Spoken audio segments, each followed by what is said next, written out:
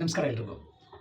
ಇವತ್ತಿನ ಕಾಲದಲ್ಲಿ ಅನಾರೋಗ್ಯಕ್ಕೆ ಮುಖ್ಯ ಕಾರಣ ಏನು ಅಂತ ನೋಡೋದಾದ್ರೆ, ಫಸ್ಟ್ ಕಾರಣ ದಪ್ಪ ಇರೋದು, ಓವರ್ ವೇಟ್. ಎರಡನೇದು ಪೌಷ್ಟಿಕಾಂಶ ಕೊರತೆ.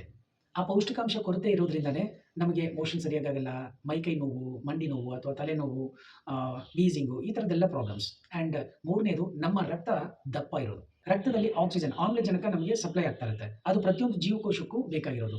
ಈ ರಕ್ತ ದಪ್ಪ ಇದ್ದು ಅದು ಹಾರ್ಟಿಗೆ ಸಪ್ಲೈ ಆಗೋದು ಕರೆಕ್ಟಾಗಿ ಹೋಗಲಿಲ್ಲ, ಆಕ್ಸಿಜನ್ ಸಪ್ಲೈ ಆಗಿಲ್ಲ ಅಂದರೆ ಹಾರ್ಟ್ ಅಟ್ಯಾಕ್. ಅದೇ ಬ್ರೈನಿಗೆ ಸಪ್ಲೈ ಆಗಬೇಕಾಗಿರೋ ಆಕ್ಸಿಜನ್ ಸಪ್ಲೈ ಆಗಿಲ್ಲ ಅಂದರೆ ಸ್ಟ್ರೋಕ್.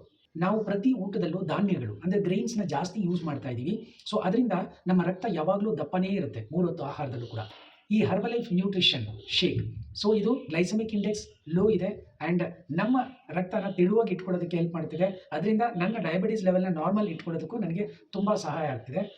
ಶೇಕಲ್ಲಿ ಒಂದು ಹೊತ್ತು ಆಹಾರದಲ್ಲಿ ಒಬ್ಬ ಮನುಷ್ಯನಿಗೆ ಎಷ್ಟು ಪೌಷ್ಟಿಕಾಂಶ ಬೇಕು ಅದೆಲ್ಲ ತುಂಬಿದೆ, ಜೊತೆಗೆ ಅದರಲ್ಲಿ ಕ್ಯಾಲರೀಸ್ ಕಡಿಮೆ. ಅದರಿಂದ ತೂಕನ ಮೇಂಟೈನ್ ಮಾಡೋದಕ್ಕೆ, ತೂಕನ ಕಡಿಮೆ ಮಾಡ್ಕೊಳ್ಳೋದಕ್ಕೆ ಅಥವಾ ತೂಕ ಜಾಸ್ತಿ ಮಾಡ್ಕೊಳ್ಳೋದಕ್ಕೂ ಕೂಡ ಹೆಲ್ಪ್ ಆಗ್ತಿದೆ. Amazing shake. Thank you so much.